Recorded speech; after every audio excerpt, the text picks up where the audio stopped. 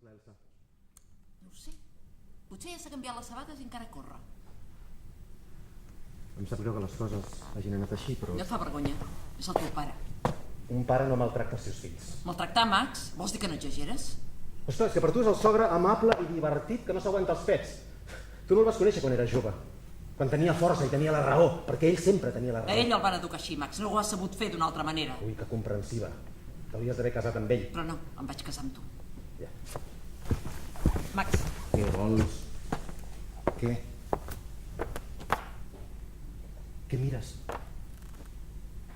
Ens estem fent grans, Max. Tu també. Tu no et fa por quedar-te sol? I qui t'ha dit que estic sol?